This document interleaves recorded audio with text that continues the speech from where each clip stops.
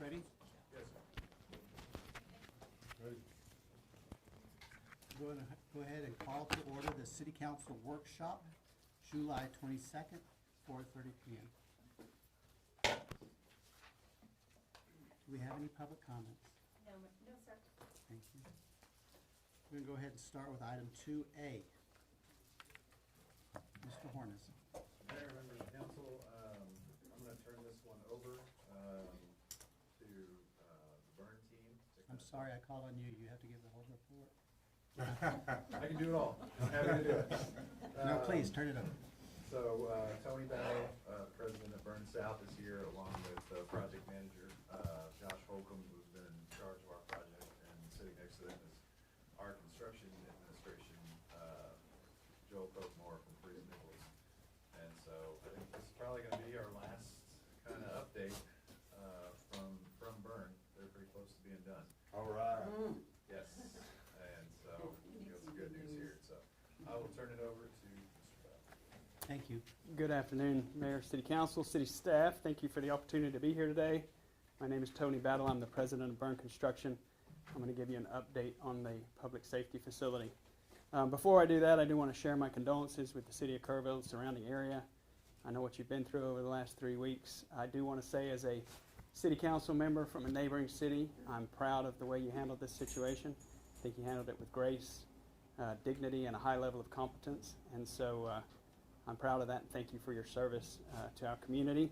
I'd also like to say that we as a company are proud to be working with the city of Kerrville, and our folks are proud to be building a facility that hopefully in the future will be able to aid you when times like this come upon us. And so, like I said, we're just proud of the way you handled the situation. So thank you. We're helping where we can, of course. We fed your first responders a couple of times, and so we will continue to do that. If you need anything from us as a company, if you need anything from us as a supporting city close by with the city of Bandera, we're happy to help. And so please don't hesitate to reach out if you need us for anything. Let's move on to talking to you about your beautiful new building. So here are a few shots of where we currently are in construction. This drone picture was taken yesterday. So you can see that that aerial right there, all of your asphalt is complete. The facility is really coming together. Your landscape has started. There's a few interior shots there, one of your dispatch, your EOC, and then your courtroom. We're pretty proud of the facility. I know you all have been extremely busy, but when you get a chance, come by, take a look. It's going to be an unbelievable asset for the city. So to speak about dollars, we always want to talk about dollars, make sure we're on budget. There are no pending changes currently, and we are sitting at our target budget for construction. So we will complete on budget. I'm happy to announce that. I think it's always good to go back and kind of look at what the bond requirements were. So your community, I know you had a lot of meetings with your community to determine what it was that they wanted as part of your 2022 bond, and here are those items. And so I know I did this last time, but I think it's always good to go back and just make sure we're checking all the boxes. What did your community want, and did we provide those items? And I'm happy to share that we did with this building. Last time we were here, we talked about cost value options and some alternates that we wanted to add into the project if we had the funding to do so. I'm happy to say that we were able to get 4 of the 6 added to the project. And so your auxiliary storage building, that pre-engineered middle building is under construction. The exterior is all complete. We're working on the interior. Your covered parking, if you go by there right now, you'll see that that's under construction. We were able to pull in the full landscape package and your bioretention. So those are some extra items that we were able to pull into the project by just ultimately all of us as a team being good stewards of your dollars as we work through the job. Uh-oh, I'm froze up here. Oh, that's got to jump ahead. There you go. Okay, so punch list update. We've been working diligently to go through the building. and get different items punched. I know this is hard to see. You really don't need to be able to read any of this. Just to let you know, the light blue area there has been punched, and those punch list items are complete, and so that area is practically finished. The yellow areas we fell back and punched today, and that punch list is underway. Green areas are being punched this week, and then the darker blue or purple, however you see it, will be punched early next week. So the good news there is the entire building by mid next week will be punched. We've created those punch list items. We're averaging about 20 items on a punch list, which I'm really proud of. In the construction world, that's pretty doggone good, and we're getting them complete within 2 days of the punches being created on average. And so there's obviously items that'll linger for procurement, different things, but the team out there is doing an exceptional job of pushing us through to the finish line here. So schedule, here's kind of an overview of where we've been and where we are today. So we are, just beginning Q3 of 25, and so we're getting very close to substantial completion. The commissioning of the building will start within the next few weeks. That's going through commissioning all the different systems and getting all of your final completion documents put together. Mid next month, we'll start with your owner FF&E, which is furniture, fixtures, and equipment. We'll start to build out your data center. The city, that's something that Charlie will be doing, to come in and start building out that data center so we can start to occupy the building for its intended use. So we plan on having a certificate of occupancy mid part of this quarter, and then of course early fourth quarter you should be able to move in and take occupancy of that building and get it moving forward for its intended purpose. And so you kind of see some snapshots along the bottom there. I thought it was interesting to include those aerial pictures. We've come a long way in a short amount of time, and it's really starting to come together. I say this every time. I'm going to continue to say it every time. It takes a team. It really does, and this has been an exceptional team to work with. All of your different departments within the city and all of the consultants that you selected, as well as our design build team, have just worked seamlessly together, and that is unusual for everybody to be able to collaborate as well as we have, and so I'm proud of the way we've been able to pull this thing off, and excited for ultimately a ribbon cutting and to get in there and start using this building. And with that, I will turn it over to you for questions. You said 5 words all 5 of us love to hear: on time and on budget. There you go. Thank you. I took a tour of the facility several weeks ago. It was amazing. Thank you for the tour. Michael Hornes and I got lost several times, but we had a guide that had a map on his phone. He could tell us where we were. It's a beautiful building. And not only is it beautiful, I think it's going to be very functional for the people who will work there. Where they work now, you've seen it. This is an upgrade. Yes, sir. This is an upgrade. Any other comments or questions? No, I just want to say that, having lived here for 34 years, I've been advocating for them to have a purpose-built facility. And for you guys to come in and do the kind of job that you've done is exceptional, and I thank you for it. Thank you. I appreciate that. Okay. Jeff? I just want to say thank you all. It's amazing how fast it's come up and everything that's happened over there, from groundbreaking on grass and bare dirt to seeing what we are now. So thank you all very much. And, Josh, thank you for being there and, supporting the city in the past and doing so and giving us tours. So thank you. Much Yes, appreciated. sir. Thank you. Yeah, I enjoyed my tour as well. It was amazing. Can't wait to walk through the finished product. Yes, ma'am. Thank you. We'll have to have a map, though, so we... Yes, Or sir. breadcrumbs Believe me, or I still something. get lost, and I'm supposed to know it. That, it's going to be wonderful for our community, and thank you for everybody who's worked on it. Staff, and your crew, and you. Thank you very much. I don't know that people realize what an asset that will be. Not only will it be a place that is a good place to work, but I think it will help with recruitment, retention, and customer service to the citizens of our community. So thank you very, very much. Thank you. All right. Let's move on to item 2B. Mr. Rice is out of town working on city business, so I'm going to turn it over to Mr. Hornes, who has to give the full report. I will give a full report. I'm also gonna ask Julie Behrens from the finance team Thank to help with that. So for mine, I'm just gonna talk for a little while. Julie will have a presentation. I did this yesterday and I'd like to do it again today. Keeping that debris flyer up and out there as much as we can, I think is important.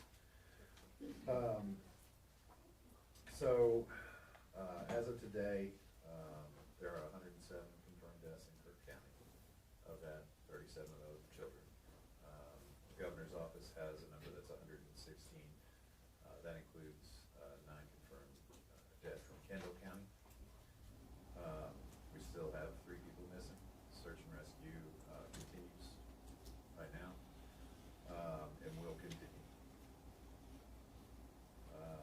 There's an informational meeting tonight at Ingram at Tom Moore. That meeting is being recorded. So I don't think we're gonna have competing meetings. I think there's just a lot of information to get out, and so as many mediums as we can. The next item on the agenda, Kelly and the folks from TDM and all the other agencies will talk through a lot of that process. So much information as we can get out, as often as we can do it.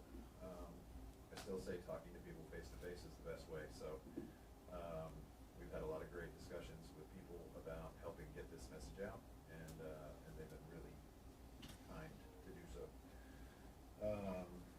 So you'll hear about Kerr Together, which is kind of the main landing page for a lot of that information. It's a great resource, and the staff does a fantastic job on the state getting that put together.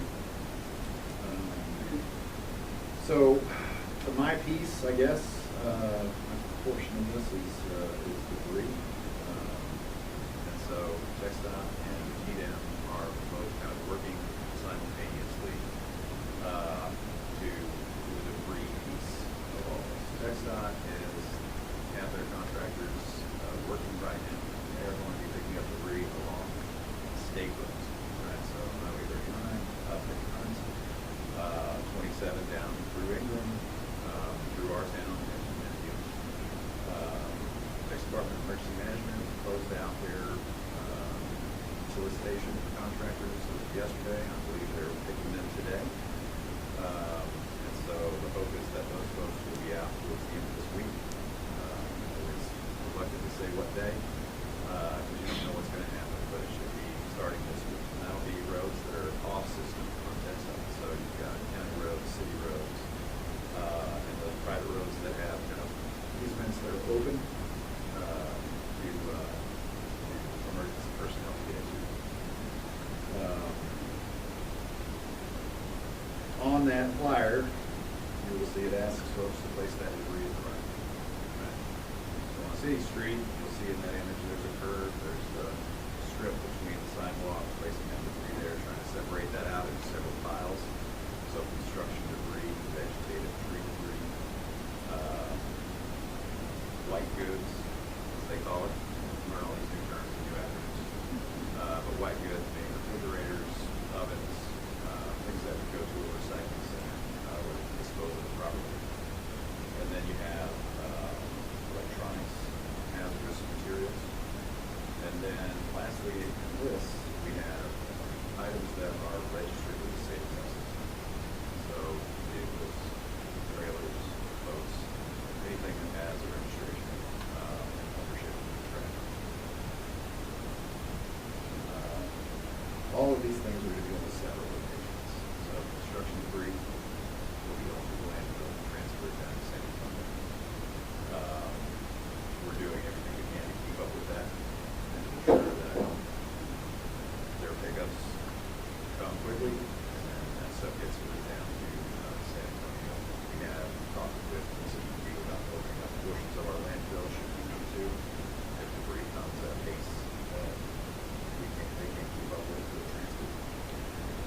So that's construction debris. The soccer field is 534, adjacent to the landfill. That is where the vegetated debris is going to go in town. There's also a separate site in Centerpoint. Centerpoint ISD has 30 acres that they allow GM to use as well. And so they're going to place all those trees, all that vegetated debris down there. It's going to sit for 60 days to dry out. And then they're going to use what's called the air curtain incinerator, which is essentially just a firebox. It fires up, it has a little bit of smoke, but it's kind of a smokeless operation. And so they will start the process of putting that debris in there and disposing of it. And so all in, that's maybe 120 days that we'll bring around there.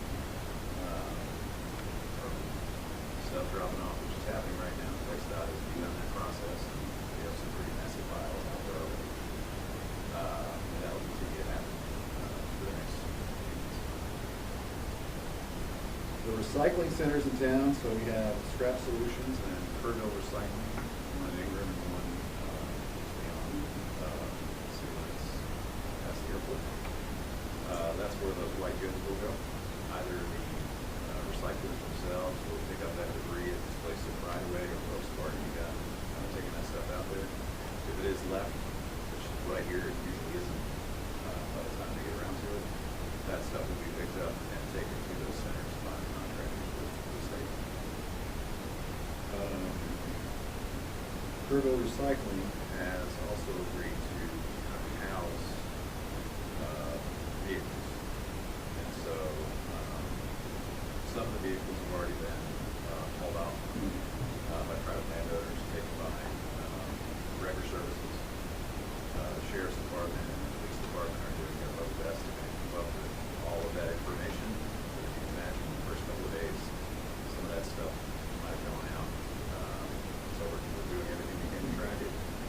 One of the reasons we asked the recyclers to house that is because they wouldn't really prefer a lot of this wood at a record yard. And I think a lot of this is gonna go in lane for a while, and some if ever. And so, working through that process, and I think that's a nice, plus at the present times, they provided a portion of that, their area.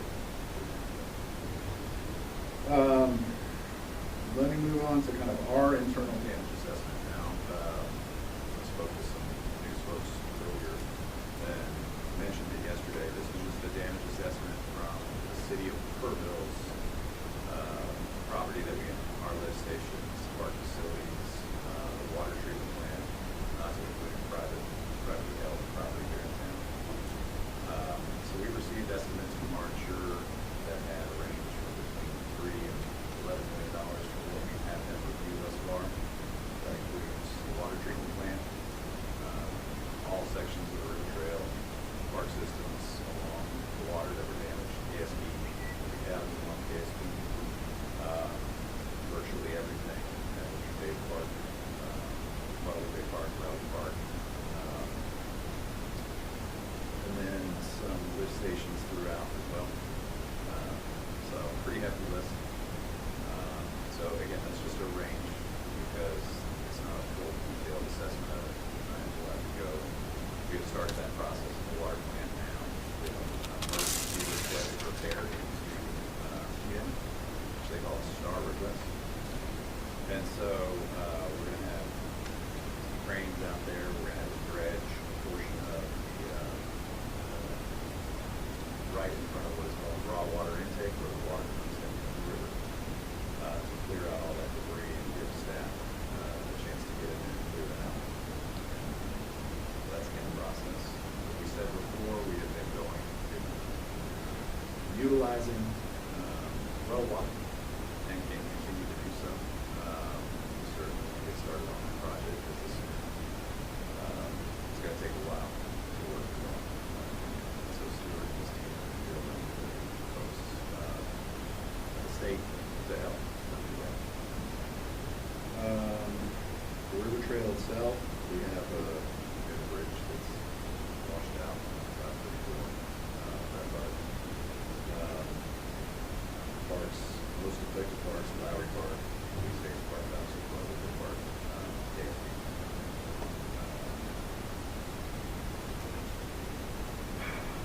honestly, we've started talking recovery with GM folks, but we're too early in the process to start really talking about that, so focused,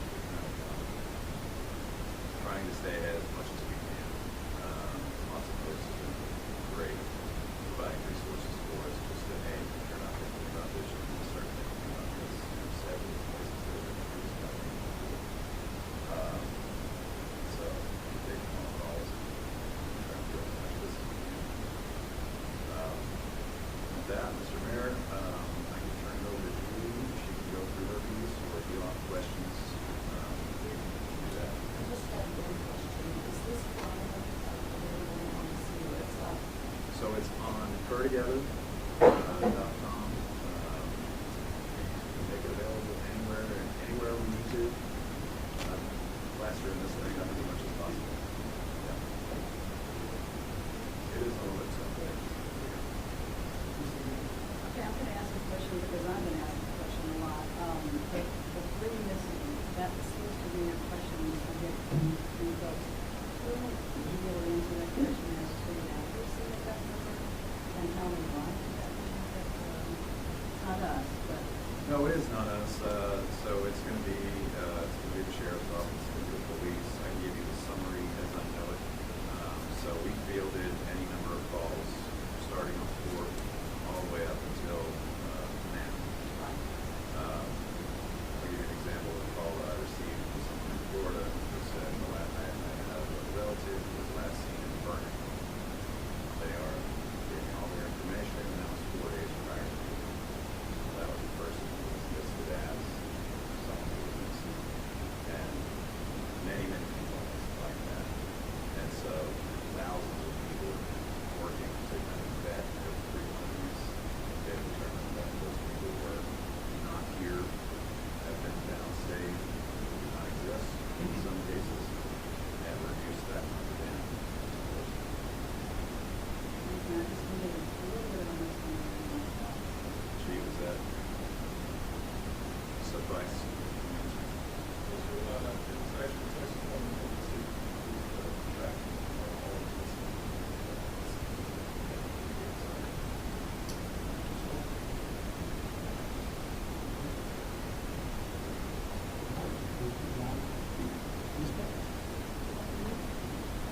Like I said, we each have our own role within this event.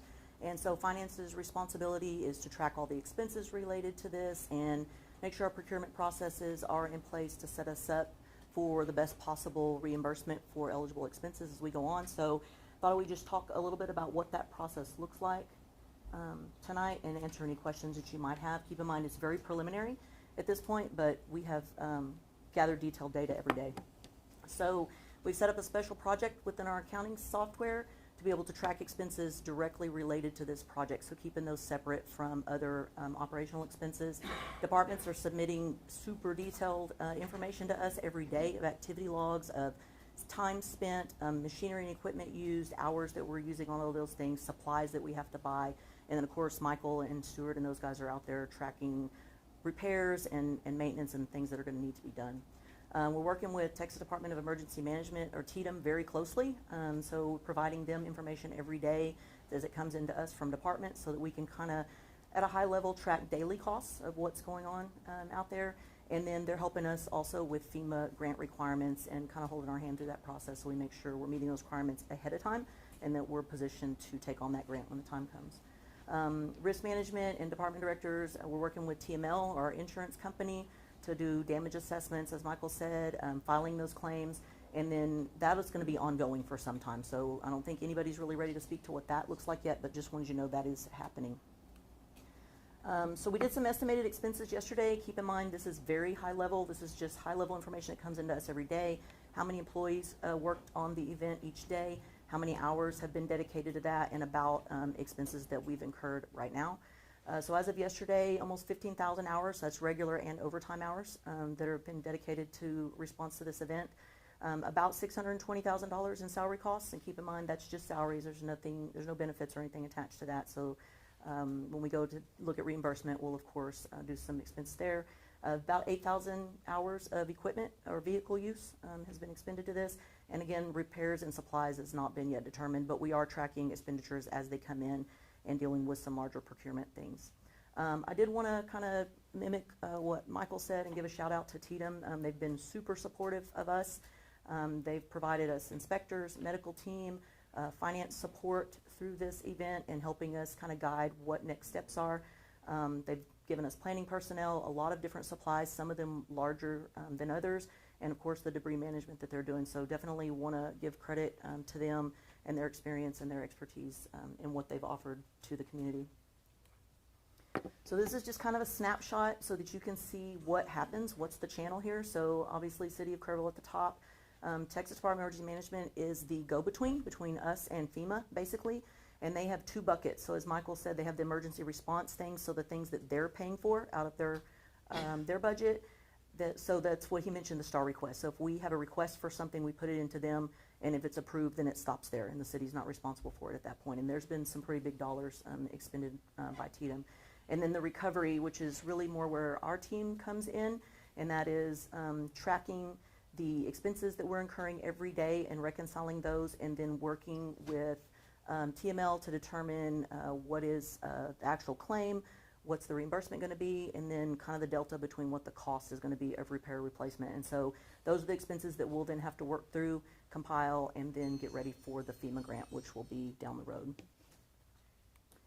So next steps, and we'll continue to track those expenses every day. Our department directors are doing a great job. Every department has assigned a point of contact, and so they're compiling them as a team and sending them to us in detail every day, and we're determining what is eligible, what is not, and then working through a reconciliation process on that.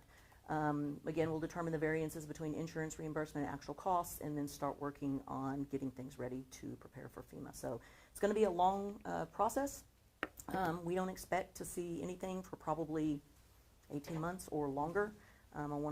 We went through this before in two separate incidents, once with COVID and then once with winter storm, and it is a very long process, very tedious process to get to that reimbursement process, but we're committed to it and think we have the process in place to be successful when the time comes.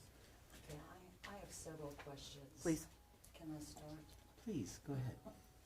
Okay, first of all, Michael, thank you for everything that you've done up to this point, and also Julie, for the tracking that you've been doing. I'm concerned about the accuracy of those numbers. I know that on the kerrtogether.org or that website, there was a QR code, and Delane and I were manning the entry at the EOC for 3 days, and that QR code that was supposed to signify you checking in and checking out. Yeah. It was supposed to compile your hours daily, and that didn't even show up until like the third day. Yeah. And so all the hours that were spent by all those volunteers prior to that third day, none of them were checking in and checking out. So I feel as though the numbers are way more than what is indicated on here. And how do we know? Because I had heard that when you check in, all that information goes to TDM or wherever, and it kind of gives them an assessment of exactly how many man hours were spent on this event, and then they attribute some sort of cost to that, and I think the cost amount was $33 an hour or something, and then that's what tells them what the value is that we need to be reimbursed. Yeah, so two different things really. So the bird rate that you're seeing every day, those are estimations. So departments are actually providing that. So I think two different answers to your question. Departments are providing that to us on a daily. So like Chief Haley will send us and say we had 20 officers working and they worked this many hours and these were the units they drove. And so we're providing that to a high level to TDM, not down to the reconciled version. Okay. We're also collecting detailed information. So we have timesheets, we have the project that we're using, all of those things that are being compiled in detail on the backside. So your situation rep that you see every day is really estimated because they're asking us for that every day. There's no possible way we can give you fully detailed information every day. We're just trying to get a roundabout idea based on a burn rate or an average cost per hour across the entire organization that's applied to that to say, today we spent about X. So that's estimated. When we get down to really starting to work on our FEMA grant, what we're collecting in our department is much higher, a lot more detailed than that. I mean, it's down to the timesheet, which will be reconciled all the way back to the bank statement. So the volunteer side is gonna be a little trickier. So there's two things to know. Only volunteers for the city of Kerrville will be counted towards our match, and we can have a larger FEMA conversation later. We've been doing a pretty good job of tracking that of late. Those first 2 days, people came out in droves, and so there's gonna be some gap. Those aren't hard costs, so if there's a beauty to it, there's not hard costs. So we're gonna capture what we can from a volunteer, and I think once we put a situation and a system in place, we're doing a lot better now of tracking those. But if they were volunteering at Salvation Army, then that's Salvation Army hours, and so Yeah. really kind of differentiating those is gonna be a little bit tricky, but I think the city right now has a really good process, and so I feel better about it. Then on the 4th and 5th, everyone was just trying to respond to the needs of the community, and that wasn't Right. top of mind. Expenses and actual hard costs are. Yeah, And I so just we're wanna be comfortable with that. sure we capture We are. everything we can. Yes, ma'am. Okay. Yeah, it's gonna be tricky, but we're gonna get as much as we possibly can as far as tracking on those soft costs. All righty. Thank Kent, you. you have anything, Kent? No. Jeff? Delane? No, but I remember, the first time I met you, Ken, is that right?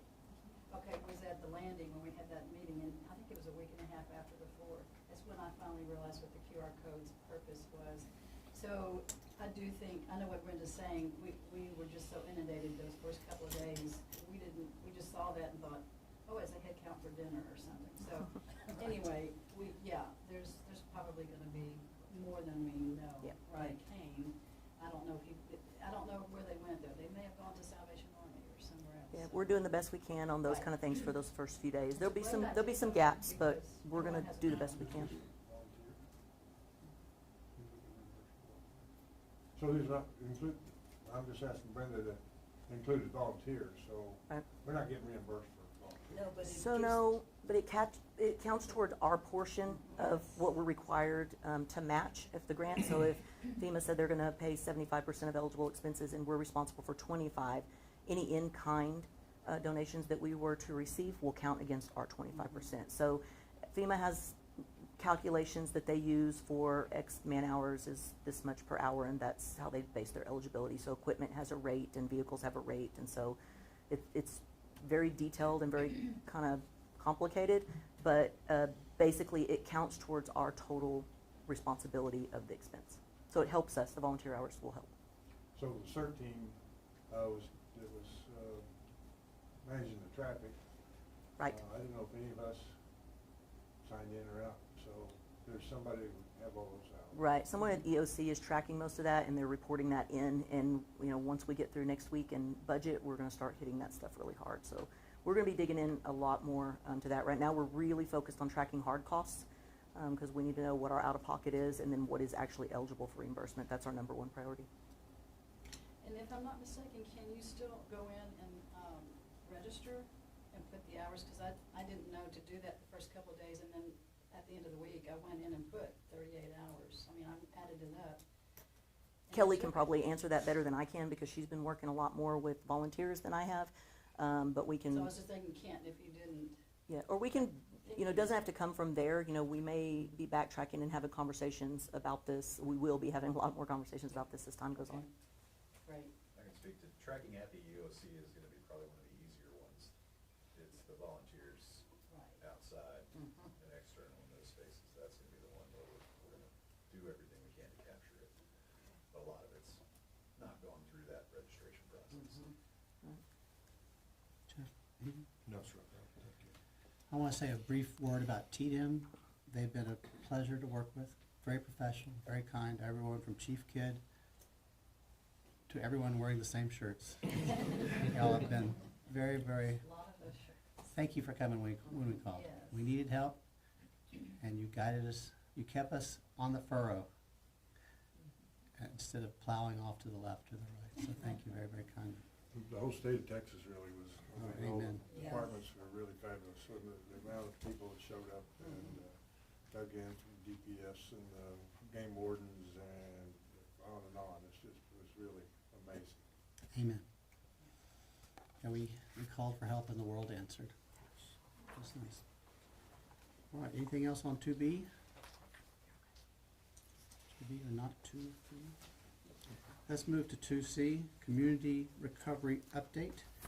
Start with Ms. Hagemeyer. Hello.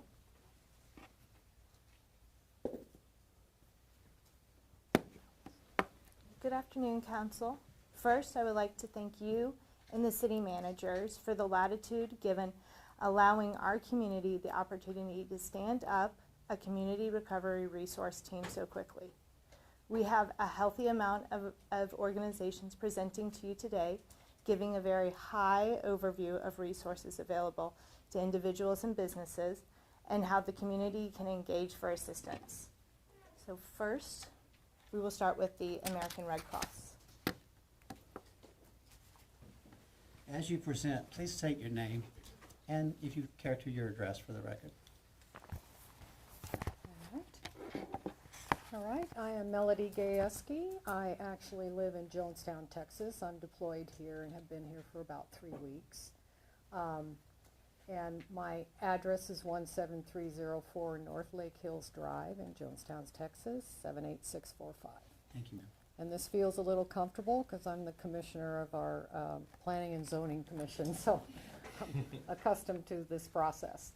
So I want to thank you first for allowing us to come and share what we're doing in support of this activity. It's very tragic, and I want to commend you for the leadership that you've provided to your community. I don't know how I advance these. Great. All right, so we are usually very quick to arrive on these types of events, and we focus initially on mass care, which is typically involves sheltering people who have been displaced. We had 2 shelters here initially, and I'm happy to say that the people who did evacuate to us and were housed by us over a period of just over 2 weeks have now returned to an ongoing location, and they no longer needed our assistance. We feed them, we counsel them, we take care of their medical challenges, and make sure that we then do casework with them and help them to transition into another location. So we still do have a shelter at the Notre Dame Catholic Church that is in what we refer to as standby. So all of our equipment is there. We have staff that can be there to open up within an hour or 2. And we're just keeping it there in that status until it's clear that there isn't anyone else who presents that doesn't have a roof over their head, a safe place to harbor. We have provided emergency meals and snacks to not only the residents, but volunteers and first responders. We've provided a lot of materials to fire departments and other locations, churches, who have been housing the volunteers that arrived, because we are in a position to house residents and our own volunteers, but not the general public. So we made sure they had provisions if that was needed. We have provided some emergency supplies and actually documented working with over 600 of your households here just in Kerr County alone. And as everyone is aware here, you have, I think you have been blessed with a lot of materials.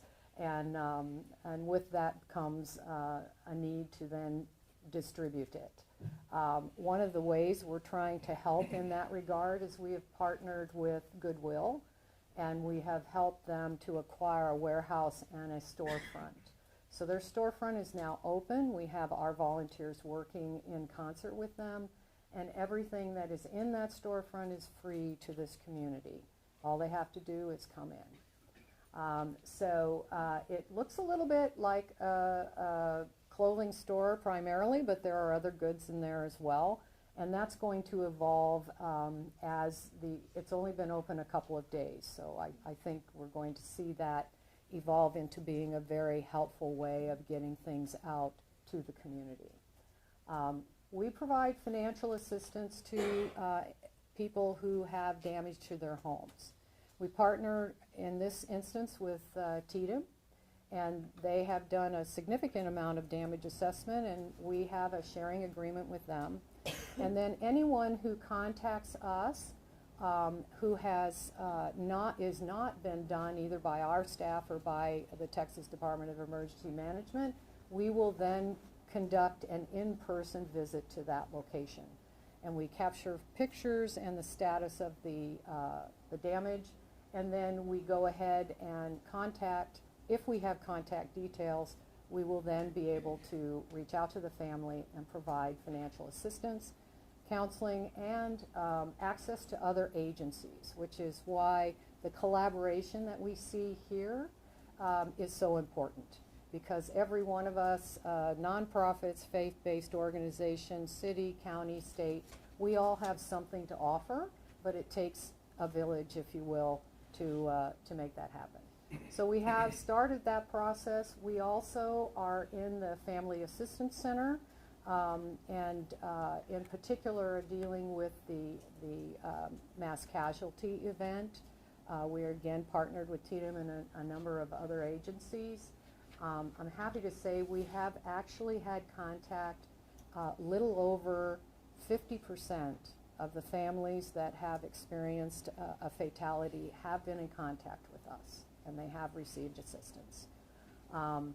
We are then provide counseling, we provide travel assistance, so when families need to come to this location and stay, we're in a position to help them with that type of help, along with medical replacement of durable equipment and prescriptions and things of that nature.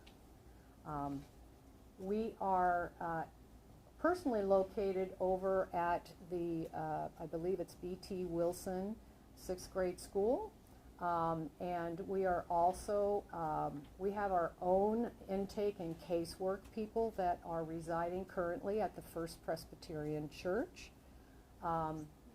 And we are also then at the FEMA DRC, which here says TV Street, but is currently at 625 Washington, and is at some point, I believe, planned to be co-located over at the school. It has really been a privilege for us. Another thing I wanted to share with you is we have received over 300 calls to our main 100 Red Cross for reunification. And we have been able to close every one of those. So someone has called us and said, my family member was in the area, or I can't find them, and we have been able to close the loop with them on those individuals. And we do that in concert with all of you here locally. So if there is damage to someone's home, or if they've experienced other types of trauma in their family, what we can only do is ask that they call us at 1-800-RED-CROSS. We are integrated into your community and at the state, at the federal, and at the city and county level, along with faith-based organizations. And what we learn, we obviously share with others. And we are doing the same QR code distributions with flyers and with business cards, just trying, anybody can register with us, and with the sharing that we're doing, we're able to make sure that if we can help them, one of your organizations can. So I'll just leave that and see if there's any questions. Any questions? Thank you for your All right. service to our community. Yeah, on behalf of the city, thank you very, very much for your help. Kelly, who's next?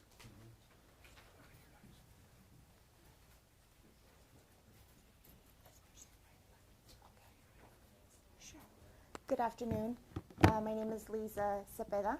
I am here to speak on behalf of the United Way of San Antonio's 211 helpline. Need my address, right? 8838 Dugas in San Antonio, Texas, 78251. For those here that don't know, the 211 helpline is a statewide information referral helpline for health and social services. We are also respond in disasters, our main job and our main care is to make sure that we have the information, the current up-to-date information of what all of these wonderful organizations are doing on the ground, so that when someone calls us in need of resources, for disaster-related resources, we are able to give them the most up-to-date information. We are a 24/7 helpline. Right now, we have specialists or information referral specialists at the Family Assistance Center on Tivy to make sure that if families come in, we are able to face-to-face connect them to any additional resources that they may need. Kerr County is part of our coverage areas. United Way of San Antonio's 2-in-1 helpline covers Bexar County and the surrounding 11 counties, Kerr being one of them. So this was very important for us to ensure that we are present and to take care of the community that we serve. As I mentioned, we do resource navigation on the phone and in person. We make sure to disperse critical data to individuals that need it, our stakeholders, city council, whoever needs our information, we are happy to share.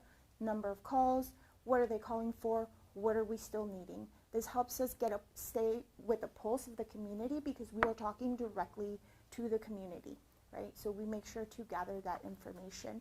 We also have crisis intervention to make sure that we connect individuals with mental health resources, and we're also doing that on the ground here in Kerrville, face to face. And then one of our biggest things that we do is we do respond in disaster. So we want to make sure that the community as a whole are getting the information that they need, up-to-date current information, so that they're able to access and receive the services that are available to them on the ground.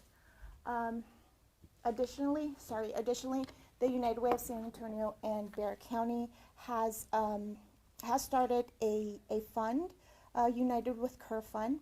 So far, we have raised $1.4 million that will be distributed directly to local partners here in Kerrville to ensure for that long-term recovery. These will help cover basic needs, food instability, housing, whatever it is that we get from our information at 211 that this community still needs in that long term. We're going to be able to partner with local organizations, the city, the county, whoever we need to partner with in order to make sure that individuals here in this community get the help that they need. Thank you so much. Sure. Any questions Any or questions? comments? Thank you. Thank you so Absolutely. very much.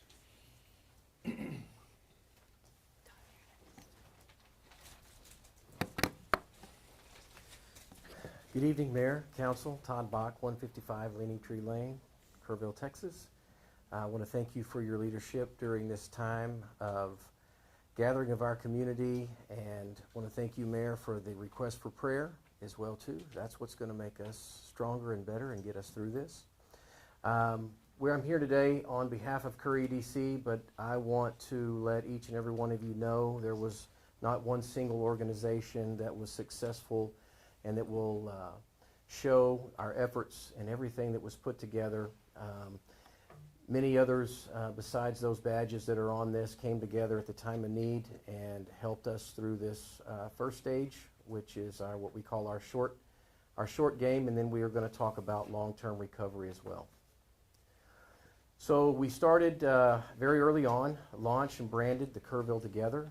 We spearheaded Kelly Hagemeyer, myself, and Mindy sat around a table and decided and understood the magnitude of the situation and determined at that time we needed to create a team, a task force to help us through our processes and what was our next steps, and called on former Mayor Judy Eichner, Greg Appel, who is here, put together a team that coordinated and helped us as we were coming up with programs to put and launch for the impact of our local businesses, and coordinated cross-agency coalition.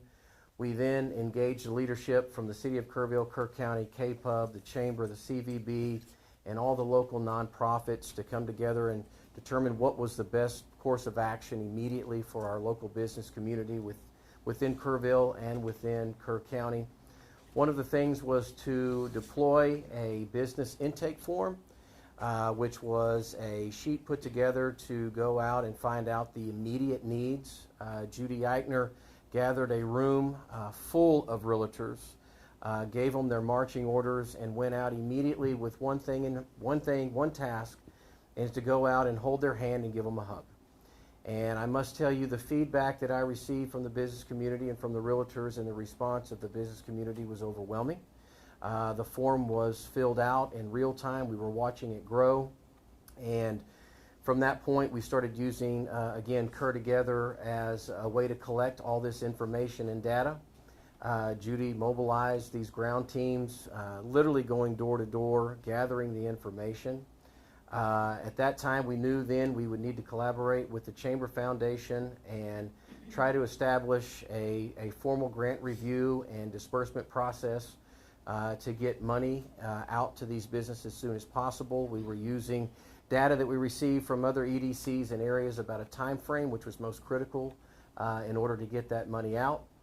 And if it weren't for working with our local banks, head up by Greg Appel, what we're now calling our local banking family, our foundations, the state partners, the Office of the Governor we were in contact with, and trying to determine ways to get immediately relief to the businesses.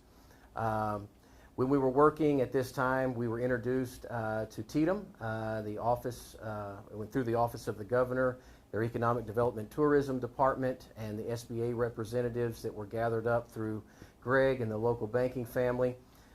Put together quite a few meetings extremely fast, wherever to go through and gather up what the best ways to go about in dispersing these funds. And thanks to a lot of gracious donors, and especially the Community Foundation, we were able to get that out extremely rapid. Also through the Kerr EDC and our task force, drafting press releases, talking points, and messagings to promote the awareness and encourage additional donations for our community. Also would like to say that who's not here this evening is Teresa Metcalf. She is a former Kerr EDC employer and has been on retainer with Kerr EDC as a contractor, flew in from Colorado, and her and my daughter, Ashley Bach, were just phenomenal in helping orchestrate on such a short staff and get so much done working round the clock. Especially want to give Kelly Hagemeyer the recognition coming on as the Economic Development Manager for the City of Kerrville. Couldn't have done it without her. She temporarily moved her office into the Chamber, and there we were, collaborative working with Mindy and the Chamber. Much more effective that way, and got a lot more done, especially with the hours that we were operating under. And Mayor and Council, one thing I want to leave you with that is of the utmost importance is the definition of long-term recovery. For those that were affected, long-term recovery began on the 5th. And I want the community to know that we are in the process of framing that up. And I also want the community to know that it will be run and organized by its community leadership. We will be in control as a community of what our long-term recovery looks like. I want to thank TETM so much for their skill sets that they provide us. They are literally walking us through this program. They do not own this program, nor are they trying to run this program.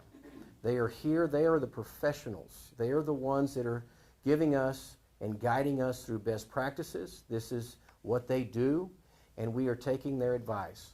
But I also want the community to know that long-term recovery doesn't mean we're going to wait a long term to start it. We have already started on that process, and be assured we will have a program to release to the community here very soon. Questions or comments for Todd? Thank you for all your Thank long hours Oh, that you you bet. put into this. You're You bet. doing a great job. My pleasure. All of you. And Todd is a former mayor of the city of Kerrville. Next. SBA.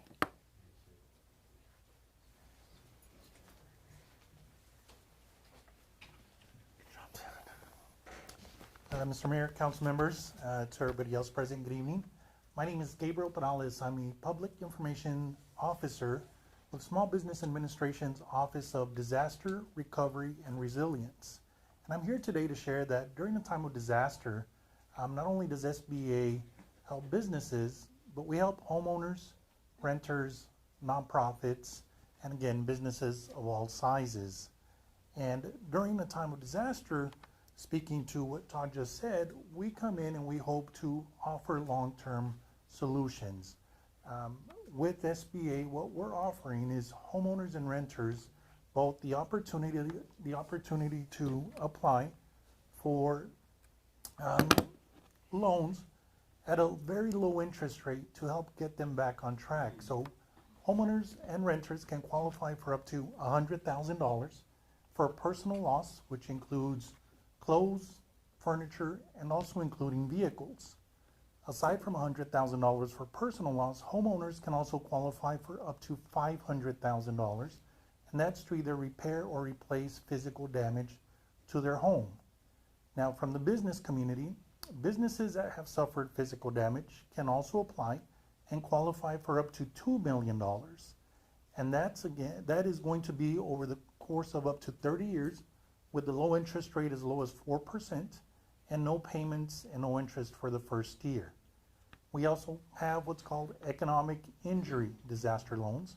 So any business that may have suffered any economic injury can also qualify for up to $2 million, again, over the course of up to 30 years with an interest rate as low as 4%, and again, no payments and no interest for the first year. Now, coming back to the homeowners and renters, their rates are as low as 2.81% up to a 30-year term as well, again, with no payments and no interest for the first year. So while we certainly understand the pain that the residents are feeling, and right now might not be the time or the first thing that people are thinking about is getting into a disaster loan, what we always say is we want to be a part of the solution and offer to anybody that comes to our SBA table to take advantage of all resources. Because you don't have to apply for just SBA. You don't have to apply for just FEMA. You can apply for every resource available and hopefully get the help that you need to try to make you as whole as possible the way you were prior to the flooding date of July 4th. With that being said, my goal and my purpose here today is really to reach out, as Todd just mentioned, and continue to promote awareness and let our partners or the partnerships that we hope to establish help carry this information along, and you all becoming our partners, and more importantly, you all becoming the resource for the people that you can reach. Because as much as I'd love to tell you that I'll be able to reach everybody myself, well, these arms are long, they're not that long. So, my goal is to walk out of here, hopefully be able to connect with many of you so that we can continue to share this information with those that really need it, and let them know that if and when they are ready to possibly look into a disaster loan, SBA is here to assist them. So thank you. Thank you very Thank much. you. Any questions? Yes, would you give us your name again and a way to contact you? Yes, I'm sorry, I apologize. So my name is Gabriel Perales, PIO officer, and I'd give you my address, but I go from disaster to disaster, so it's whatever hotel I'm at. But you can reach us, or actually, let me give you the website. I didn't do that, so I apologize. People can apply either online at sba.gov/disaster, or by calling our 800 number at 800-659-2955, or we are also currently housed again at 625 Washington, the First Baptist Church, which is a disaster recovery center. And we also have a business recovery center right across the street on North Street. So if any business would like to maybe not go to the DRC and go straight to the BRC, they have that ability as well. But I can also be reached at area code 916-866-2903. And absolutely, I'm happy to help anybody who's interested, in hopefully we can continue to pass this information along. So thank you. Thank you very much. Thank you. Kelly? Lift Fund is next.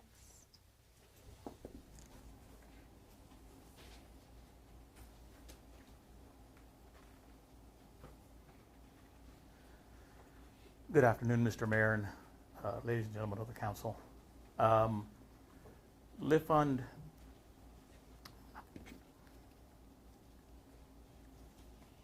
Live Fund has been around, for those of you who don't know as yet, we've been around for 32 years, based out of San Antonio, headquartered in San Antonio. Our mission in normal times is to help small businesses obtain capital that cannot obtain capital through the normal channels, such as a traditional bank. I'm going to skip our mission and vision statement. But in our history of 30 plus years, we have made an economic impact across our footprint of $6 billion. Over 28,000 loans made, and have helped create 104,000 jobs. So what are we doing to help here with this unfortunate event? We launched our disaster programs in Kerrville on July the 8th. Now, I need to point out that Live Fund does not have its own funding to do these things. So for us, we have to raise funds to be able to respond to these type of situations. So between the 4th and the 8th, we were on the phone talking to partners, looking for funding so we could respond to this event. By the 11th, we had our online applications open and running for both grants to small businesses and for 0% interest loans. So as of July the 21st, which I'm going to update this today, as of yesterday, we had $2.8 million in emergency grants and $410,000 for interest-free loans. Well, yesterday, the Community Foundation awarded us another $1.5 million, and late yesterday, Methodist Ministries awarded us another $500,000 to use towards grants in the affected areas. We're anticipating that with the demand that we've had to date, that we will need between $3 and $5 million total to be able to assist effectively all those requests that we are seeing come in. So what have we seen to date? As of this afternoon, about an hour and a half ago, we had 148 applications for the $10,000 grant. Most of these grants are due to physical damage and loss of property to these small businesses. The grants are awarded up to $10,000, and we're not just giving a flat $10,000 to every applicant. We assess their needs, and if it's property loss, and if it's a business that has had their revenues impacted, we'll assess 3 months worth of their working capital needs, historic, and we'll determine how much they could use based on what their historic use of that money has been. So it's up to $10,000. Most of them are getting up to the $10,000. One of the things I want to address here is we are also offering a 0% loan. So the funding that has come in from the Community Foundation, Wells Fargo, Methodist Ministries, HEB, Chase Bank, Citibank, I'm trying to remember which other one. All of this money, about 95% of this money is going directly to grants, not to fund any loans, directly to grants. The other portion that is left over is what we use to buy down the interest rate. So for example, some of our funders will say, here's $100,000 to buy down the interest rate on the loan. So we are lending our money, our capital, and our funders, our partners are paying your interest for you to pay the 0% interest. There was a misconception that we were using the money that we're being granted to make the loans with, and when the loans were repaid, we would use those funds for other projects. That is not the case. We are funding the loans with our capital, and the money that is being given to us in grants is buying the interest rate down to 0%. So as of today, 147 grant applications, about 25 loan applications. I spoke about the details of the grant. We are set up here in Kerrville at the Happy State Bank location on Junction Highway. Thank you, Happy State Bank, Greg, for allowing us a space to operate out of so we can meet people in person. But the most efficient way to access our grant application is go to our website, which is www.liftfund.com. There is a banner that says Hill Country Disaster Relief on the home page. Click on that banner, it'll take you straight to the grant application and the loan application. The loans are up to $50,000 and they're up to 54 months in term with a 0% interest rate. We do add a 5% commitment fee into the loan amount. Lift Fund being a not-for-profit 501c3 organization, that 5% commitment fee that we add into the loan helps cover our overhead. And we need to keep our doors open so we can continue to operate and continue to help and respond in the future to small businesses across our footprint. Do I have any questions at this point? And I'm sorry, I did not introduce myself. My name's Adrian G. Gonzalez, Chief CDC Officer for Lift Fund. I live at 4870 Laurie Michelle Road, San Antonio, Texas.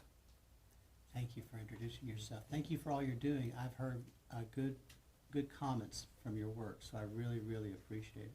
Any comments from council? Thank you very much. We need to make sure that we also thank Greg, Of course. former EIC chair, but he's been instrumental in getting this information out. All the bankers are involved in here locally, Greg, so thank you for your leadership in that as well. Amen. Thank you, Craig. Just a comment on behalf of the banking community, we stand ready to support the local businesses as well. We understand we have a role to play, and so we are ready, willing, and able to do so. Thank you, Greg. Thank you. Thank you. Mr. Gonzalez, thank you. Who's next? I know her. Met her Hello. before. Good evening, Mr. Mayor and members of council. My name is Mindy Wendeley, and my new home is 1700 Sidney Baker Street, Kerrville, Texas. I wish I was kind of joking, but happy to be there and happy to have a roof over our heads. For tonight's presentation, I'd like to give you a brief history of the Kerrville Area Chamber of Commerce Foundation, because it is a brief organization. Our mission statement was just evolved. I will say that on July the 1st, the Chamber of Commerce Board of Directors seated the last board member for the Foundation Board on July the 1st. And we know what happened on July the 4th. On July the 5th, we established the Kerrville Area Rebuilding and Recovery Fund Phase 1. Within 4 days, we were processing grant applications and dispersing money on July the 10th. Since this has been submitted, we have had some changes. I will tell you, unfortunately, there's fraud, and we are being very protective of our donors' money and our applications for our business community. So how to apply? You have to come in and talk to us. No longer can we accept applications via email. Who can apply? Any business in our area, the Kerrville area, and we must submit just basic information: driver's license, EIN, articles of incorporation, that kind of thing. Our phase 1 is going right now. It is now open, as it says, and we have rolling approvals and disbursements as funds are available. We have extremely quick turnaround. We have hired an extra person to come be with the chamber staff to do nothing but assist us in flood recovery. Our turnaround is 36 to 48 hours from intake to check presentation.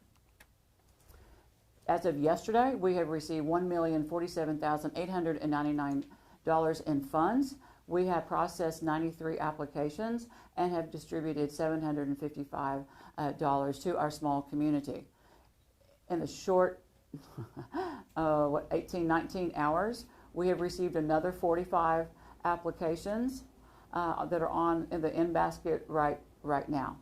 As people come in to pick up their check, because they do have to come personally and pick their check up, we make sure that they have all the information for the SBA, for the Lift Fund, for the bankers. We don't need to get personal, and we don't get personal, but we want to make sure that they are covered with whatever area they need.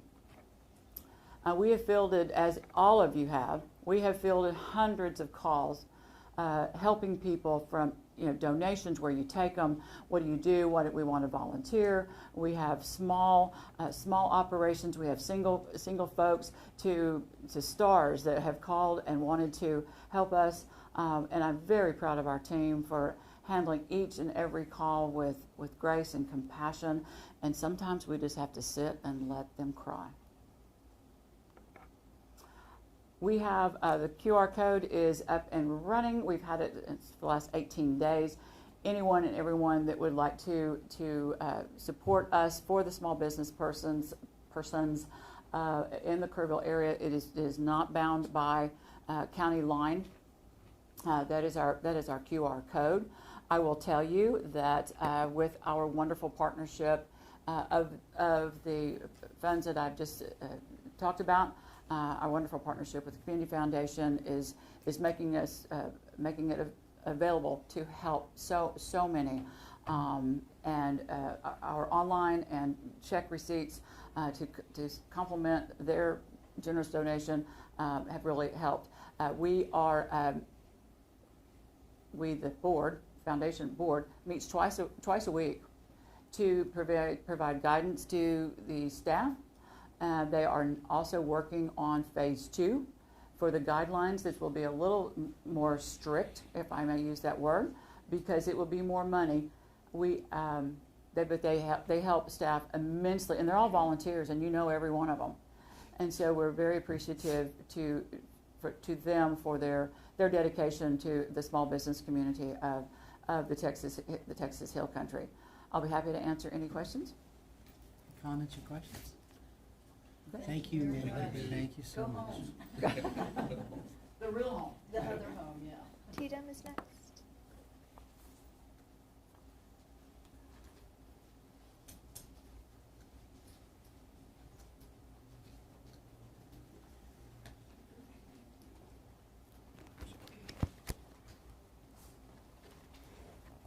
Good afternoon, Mayor and the Council. Courtney Goss. I am the State Voluntary Agency Liaison with TDM, the Texas Division of Emergency Management. Address is 313 East Anderson Drive, Austin, Texas, 78752. So first off, it has been an absolute honor to be able to serve within your community. It's truly an amazing community, being able to see the local individuals within the members of your community come together alongside state, federal, nonprofit, private sector. It truly has been a whole community approach. And I want to thank you, Todd, for your comments earlier. As we've started really having these conversations, I just want to reiterate that it's going to be a whole community approach for long-term recovery. It can't be a single agency, a single individual. It truly takes a whole community being able to bring together all sectors for your community as Kerr together. So what does that look like? Really looking at community recovery. Community recovery is being able to understand the unmet needs within your community. We want to make sure that we're empowering your community and equipping them with the skills, the assistance to be able to have a true path for recovery. Being able to develop a recovery plan, whether it's for local business or a local individual and household. There's a lot that goes into it, and it really is long term. So it's been, again, an honor to be able to start working with the community members, these agencies, organizations. We will commit to continue to advocate for voluntary organizations to come in and support your community. Part of our role is to be able to, and it's, again, an honor to work with these amazing voluntary organizations that work both here within your communities before disaster and those that come in after disaster. Those organizations that many might have not known ever existed that will continue to be here and have a role within your community.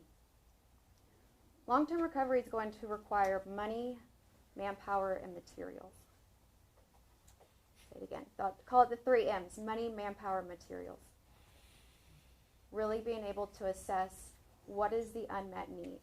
We want to be very strategic in identifying those within the community that have these unmet needs. We talk about developing that recovery plan, making sure that we are doing our due diligence and setting them up for success. We don't want to enable, it's part of the healing process. We don't want to enable them. We want to really make sure that they're utilizing their resources, that they're walking through this path to recovery. I say this and that I do want to mention that it was stated earlier about how so many have come through this and have gone through this process before. I was a resident of Wimberley and saw my community go through this. You one day will look at the banks of the rivers and you will see hope again. It is possible. There can truly be beauty in the disaster, but it's going to take long term, and it's going to take everybody coming together. You have been abundantly blessed with a lot of donations that we might not need, a lot of clothing, but you also have been blessed with a lot of dollars and attention. And so I ask again for y'all to continue to work together as a community across all sectors, coming together, playing a piece, being a very important piece of the puzzle, and knowing that, again, it's going to truly be long term. Any questions or comments? Thank you very much. Thank you so much. Thank you, Ms. Goss. And then, last but not least, Austin Dixon. Oh, good.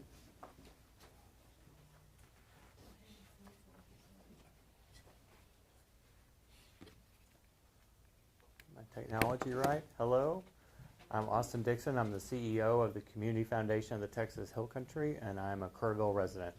I live at 1661 Saddlewood Boulevard, 78028. Thank you for having me, Mayor and Council, and thank you, Kelly, for the invitation. The Community Foundation is our regional charitable endowment. We make grants to nonprofit organizations, and we award scholarships to students going to college and technical school. When there are emergencies, the Community Foundation, like community foundations across the country, open up disaster funds and support the community in times of crisis. We did this for Uvalde in 2022. We raised money for the community as well as for victims. We delivered $23 million to 447 households in the wake of that tragedy. And we still have the Uvalde Forever Fund at the Community Foundation with an advisory committee of Uvalde residents. And we've redone multiple parks and playscapes. We've supported long-term mental health. We helped build the Children's Bereavement Center in Uvalde with 10 years of operating expenses. We've done a lot of good work there. In March, we set up the Crabapple Fire Relief Fund for Fredericksburg, and we've supported that community in their time of need. And on the morning of July 4th at 9:46 in the morning, we opened the Kerr County Flood Relief Fund to accept donations for what we did not know was coming our way. We are a local trusted source for philanthropic management of resources and donations. We announced today to the media that we've raised at least $60 million in donations, and the key word there is at least. That is a conservative estimate of what we have done in 18 days. So far, this number is rounded up a little bit. I had help with my slides. It should be $8 million that we have granted to nonprofits in the past few days to vetted organizations, and I'll share with you a little bit about who those groups are. But our strategy has been that the Community Foundation's dollars are going to be early dollars and long-term dollars. And so in the first week of the flood event, we granted $5 million to organizations in our community, and we issued more grants today that we announced. But as one of my advisors has said, we need to slow down to speed up. And so now that some of the help has arrived from some of the resources that we have funded and also that we have befriended, such as TDM and also the SBA, some of those medium-term supports are going to be here for us.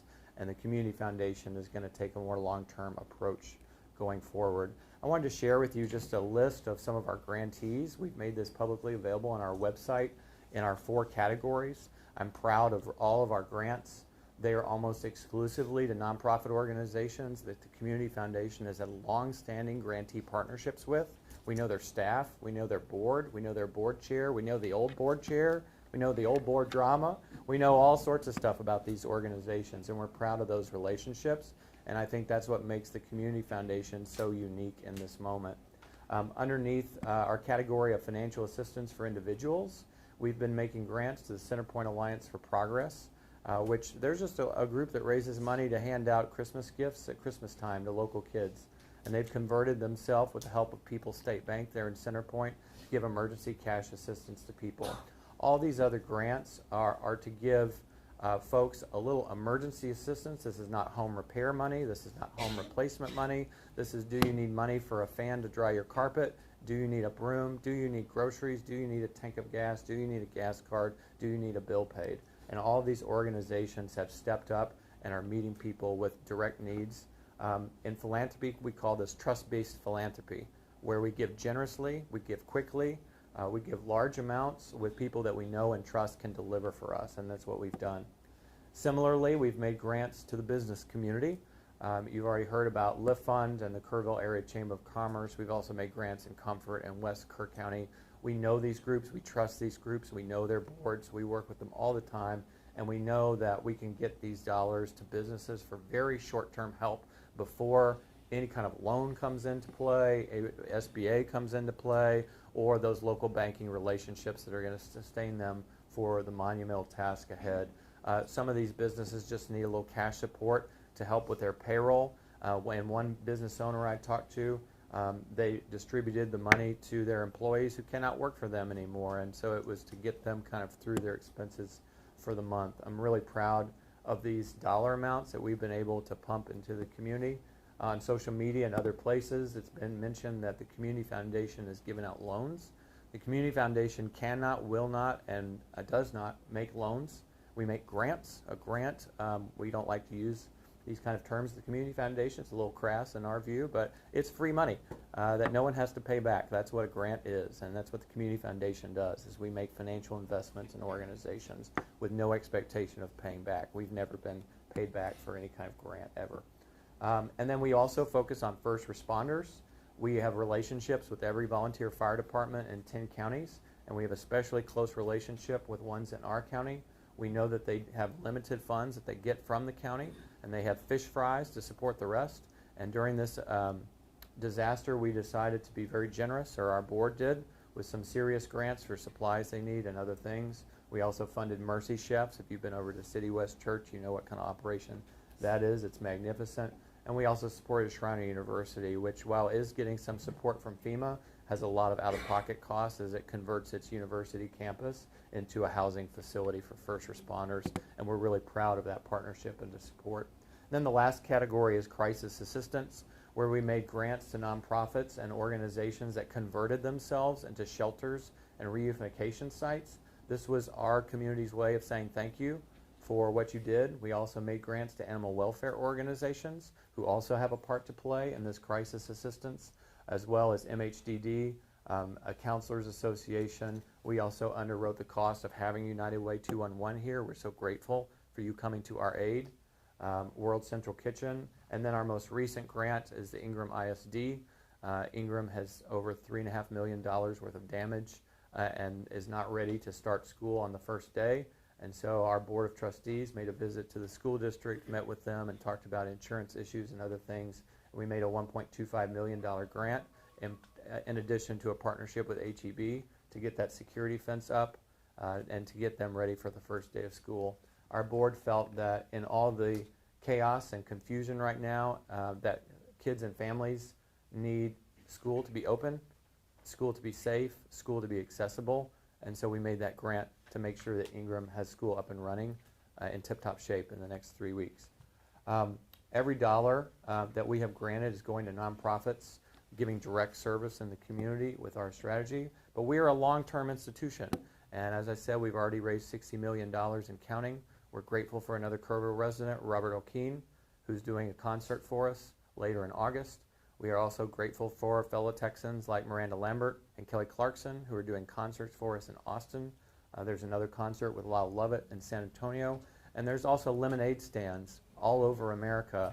There's proceeds of restaurants in Austin and Dallas. There are people selling purses in the parking lots of malls in Lufkin, Texas, to be specific about it. There's people selling T-shirts in Idaho. There was a man today that wrote us a letter from Sing Sing Prison in Ossing, New York, and he sent us 4 polo shirts that he said he wears only when he has visitors to his prison. And he thought maybe someone here might need a clean shirt to wear if theirs is wet. We have had an outpouring of generosity towards our community, and the Community Foundation is only a conduit for the generosity of Americans. And I said in our press conference on July 11th that this community is not ready for the power of Texas philanthropy, and we are delivering. And we're going to continue to deliver for the long term. As our Tatum colleague said, and Todd said so well, this is a long-term process, and we're going to be here for the long term. We are still very much in a fundraising moment, and we're going to continue to be in that fundraising moment, the Community Foundation, so that when all the dust settles and all the resources start to leave, we will have some money that we can rebuild this community back with. I welcome any questions that you have. Any comments or questions? Well, I think I heard a number, sorry, about how many calls you were getting a day, like a minute, two calls a minute or something? We were getting an online donation every half second for 3 days straight. Well, thank you for fielding those calls. Thanks. And a lot of coffee, I'm sure. Thanks. Austin, I wanted to say thank you. Thank you for your comment. Maybe it'll help educate some people that they don't have to pay a grant back. No, sir. It was, even this weekend, I was fielding questions about that. And I just said, look, I'm not going to argue with you. Go to the source, get you educated like I did before I said anything about it, because that's the best way to do it. So thank you. Thank you for making that point tonight. And I hope everybody hears that wants to, that you don't pay your grant back. So thank you. No, sir. No, you don't. It's great to have your organization here. Among us, and it's been here for a while and done a lot of good work, but this is really special for us at this time, so thanks a lot. Thank you, Councilman. Austin, as one of the founding members for Kerrville Pets Alive, we thank you very much. We've been directly impacted and have seen at least 350 animals. And we've either sent them to rescue, we've cremated them, we've vetted them, we've had some emergency situations with animals, and we could not have done it without your help. So thank you. Austin, on behalf of the city, thank you very much. Thank you. Thank you for what you're doing. Thank you for what your board is doing. Thank you for being here when we needed you. Thank you very, very much. Thank you, Mayor. Thank you, everyone. Who's next? That is our last presenter. Any more questions? Any questions for Kelly? Well done. Thank you, Kelly. I would like to, an overall comment. If people wonder what's going on behind the scenes, what this community is doing to try to rebuild and to help those who've been affected, I hope they'll watch this on YouTube, because work has started. It started July 4th, and I'm so thankful for everyone here. In the words of Mr. Rogers, these are the helpers. Whenever there's a crisis, look for the helpers. These are the helpers. So thank you very much. Thank you for everyone that's here. Thank you. I believe that's the last on 2C. We do have an executive session item that I will need a motion on. I'll make the motion that we go into executive session on item 3A under section 551.071, 551.087. Second. Motion's been made and seconded. Any discussion? All in favor, so vote. All right, we're going to go upstairs for executive session. That means the regular city council meeting will be delayed. So when we get done with that, we will come back down and start the regular city council meeting.